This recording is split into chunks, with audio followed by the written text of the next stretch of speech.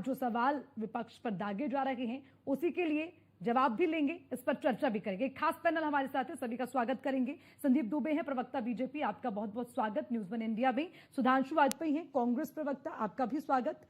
कपिल श्रीवास्तव, प्रवक्ता सपा, आपका भी स्वागत करते हैं। पीयूष पंत, वरिष्ठ पत्रकार हैं, आपका भी स्वागत। निरंजन पोद्दार, पॉलिटिकल एक्सपर्ट हैं, आप सभी का बहुत बहुत स्वागत। आपके पास मैं आना चाहूंगी नीरज जी, मैं समझना चाहूंगी, देखिए जिस तरह से कुल मिलाकर जो बात निकलकर सामने आती है वो ये कि सिर्फ बोलने से बात नहीं बनेगी, करना पड़ेगा। अब चाहे वो सरकार हो या विपक्ष हो, अगर विपक्ष ये कहता है कि हम जो है आवाज उठाते हैं महिलाओं के लिए भी, उनकी सुरक्षा के लिए भी, या फिर जो सत्ता पक्ष में वो ये कह ले कि अब जो है अगर महिलाओं की इज्जत पर हाथ डाल दिया तो अगले चौराहे पर यमराज मिलेंगे, या फिर जो महिलाओं की इज्जत पर हाथ डालेगा तो उसकी जमीन जब्त कर ली जाएगी, ऐसे कई बयान। लेकिन सबसे बड़ी बात यह कि सच्चाई धरातल पर क्या है। और दूसरी चीज जो मैं आपसे समझना चाहूंगी वो ये कि एक दूसरे पर क्या गलती डालने से, राजनीति चमकाने से बात बन जाएगी? क्या ऐसे महिलाओं को सुरक्षा मिल पाएगी? ये भी महत्वपूर्ण सवाल इस बीच बन जाता है। अर्चना जी, आपने दो सवाल किए और मैं दोनों बिंदुओं पे बात करूंगा। और मेरा ये मानना है कि जिस तरीके से राजनीति के अंदर घात प्रतिघात या यूं कहें कि वार प्रतिवार होता है, तो इसके अंदर आपको ये भी चीज समझनी पड़ेगी कि राजनीति तो छलिया है, यानी कि चाहे इधर की राजनीति हो चाहे उधर की राजनीति हो, यानी कि जनता लोकतंत्र के अंदर जनता को एक राजनीति जिस तरीके से छलती है, मैं पिछले 75 वर्षों की बात कर रहा हूं, मैं आज ही की बात नहीं कर रहा हूं। उसके अंदर जिस तरीके से वादे किए जाते हैं, कि जिस तरीके से प्रतिवादे किए जाते हैं, जिस तरीके से उनके अंदर कमियां निकाली जाती है, देखिए निश्चित रूप से आप इस चीज को समझिए कि उत्तर प्रदेश 23 करोड़ प्रदेशवासियों का एक बड़ा राज्य है। आप यूं कहें कि अगर हम पूरी दुनिया के अंदर देखें तो आप ये समझ लीजिए उत्तर प्रदेश कई सौ देशों से बड़ा एक अकेला प्रदेश है। और इस प्रदेश के अंदर जिसको कहते हैं ना, थोड़ा है, थोड़े की जरूरत है। यानी कि आपने काम किया, वो काम काफी अच्छा काम किया, लेकिन पर्याप्त नहीं है। हो सकता है उससे और ज्यादा आवश्यकता है। लेकिन यहाँ पे एक चीज होती है कि गिलास आधा खाली है या गिलास आधा भरा है। गिलास की स्थिति यानी कि उसकी स्थिति वही है, आपका देखने का दृष्टिकोण ये क्या कहता है, ये एक अलग चीज है।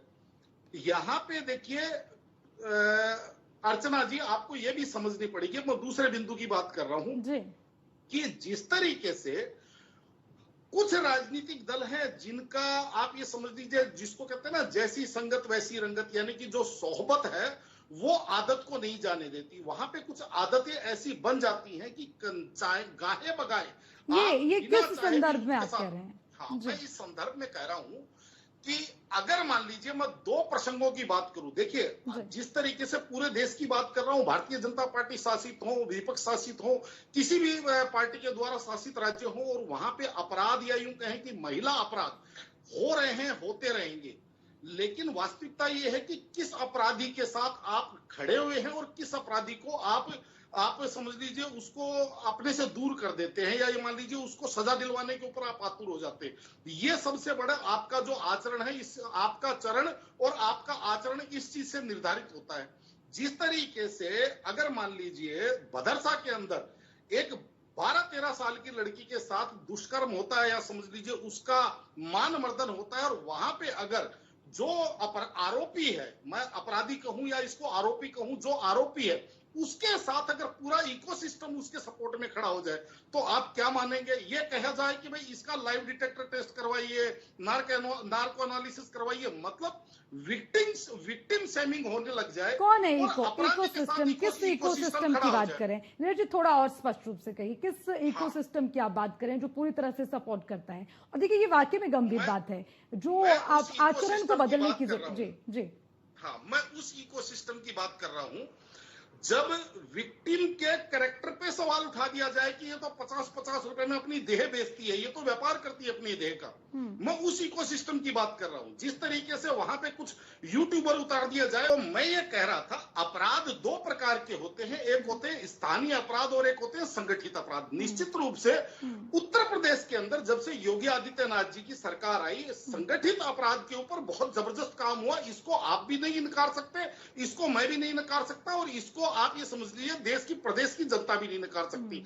पक्ष विपक्ष अपने अपनी सुविधा अनुसार उस चीज को बोलते रहते हैं, लेकिन इतना मैं जरूर कहूंगा कि आज की तारीख में जो स्थानीय अपराध है वहां पे कहीं ना कहीं शासन प्रशासन ढुलमुल नीति अपनाता है, उसके अंदर लीपापोती करने के प्रयास किया जा रहा है। और ये जो पिछले 1.5-2 वर्षों से जिस तरीके से शासन प्रशासन कहीं ना कहीं ऐसा लग रहा है कि सिस्टम से बड़ा होता जा रहा है, सरकार से बड़ा होता जा रहा है, क्योंकि एक एसएचओ अगर मान लीजिए डीसीपी की बात ना सुने या एसपी की बात ना सुनकर और अपनी मर्जी चलाए, तो आप ये मान के चलिए इस तरीके के जो स्थानीय अपराध है या यूं कहें कि जो प्रसाद चढ़ाने का जो बोलबाला है वो कहीं ना कहीं प्रदेश के अंदर इन चीजों का विस्तार करता जा रहा है। और जनता कहीं ना कहीं निरंजन जी, कपिश जी के सवाल का जवाब भी और उसी के साथ सवाल ये भी कि देखिए नैरेटिव सेट, अब देखिए जब चुनाव नजदीक आते हैं जो जनता होती है ना वो मुद्दों को भी समझती है, लेकिन उसी के साथ जिन चीजों पर ज्यादा जोर दिया जाए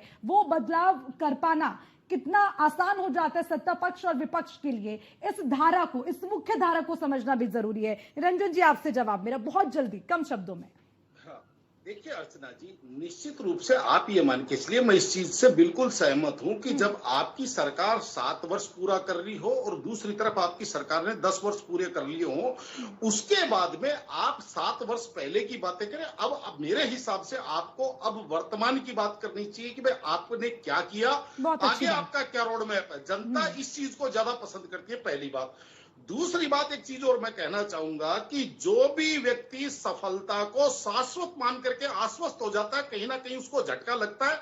24 में भारतीय जनता पार्टी को लगा और आज कदाचित जो अपोजिशन है वो कहीं ना कहीं 2024 के चुनावों से पहले आपने देखा होगा कि जिस तरीके से एक छद्म रूप धारण किया था, मंदिर मंदिर जाना और वो जिसको कहते हैं तिलक लगाना और वो जनेऊ और सारी की सारी चीजें, लेकिन जैसे ही थोड़ी सी सफलता मिली उसको शाश्वत मान करके आश्वस्त हो गए और अपने पुराने रूप में यानी कि तुष्टिकरण वाले रूप में। ठीक है, आपने ये कहा कि ठीक है जो अच्छा काम कर रहा है जनता जो है, देखिए अगर जनता जो कहीं ना कहीं अर्श से फर्श पर ला सकती है, फर्श से अर्श पर भी पहुंचा सकती है।